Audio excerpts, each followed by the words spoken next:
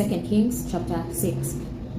The sons of the prophet said to Elisha, "See now, the place where we live and meet with you is too small for us. Please let us go to the Jordan, and each man take a beam from there, and let's make us a place there where we may live." He answered, "Go." One said, "Please be pleased to go with your servants." He answered, "I will go." So he went with them. When they came to the Jordan, they cut down wood, but as one was cutting down a tree, the axe head fell into the water. Then he cried out and said, "Alas, my master, for it was borrowed." The man of God asked, "Where did it fall?"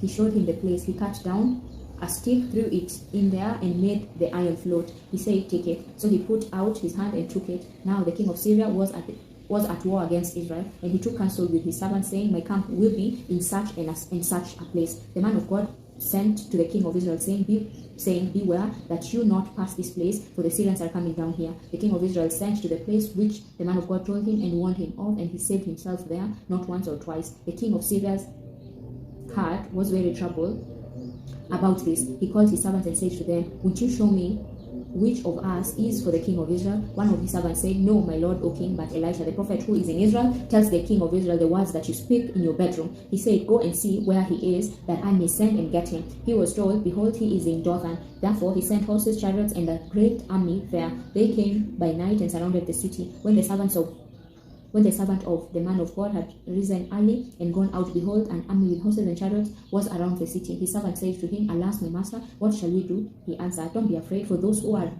with us are more than those who are with them." Elisha prayed and said, "Yahweh, please open his eyes that he may see." Yahweh opened the young man's eyes, and he saw, and behold, the mountain was full of horses and chariots of fire around Elisha.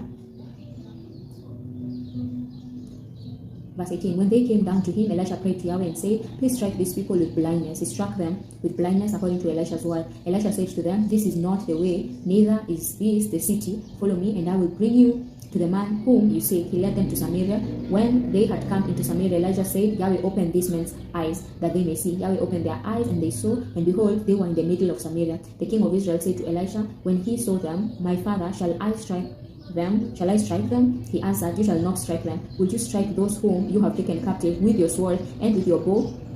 Set bread and water before them, that they may eat and drink, then go to their master." He prepared a great feast for them. After they ate and drank, he sent them away, and they went to their master. So the bands of Syria stopped raiding the land of Israel. After this, Ben-Hadad, king of Syria, gathered all his army and went up and besieged Samaria. There was a great famine in Samaria.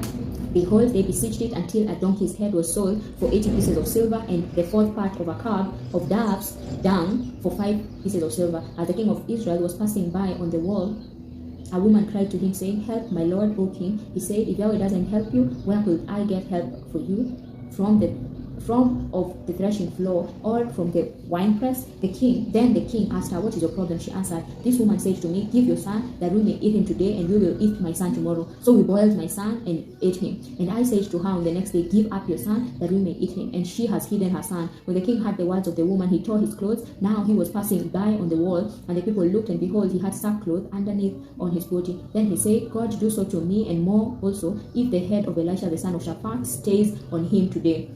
But Elisha was sitting in his house, and the elders were sitting with him. Then the king sent a man from before him, but before the messenger came to him, he said to the elders, "Do you see how this son of a murderer has sent to take away my head? Behold, when the messenger comes, shut the door, and hold the door shut against him." Isn't the sound of his master's feet behind him? When he was still talking with them, behold, the messenger came down to him. Then he said, "Behold, this evil is from Yahweh. Why should I wait for Yahweh any longer?"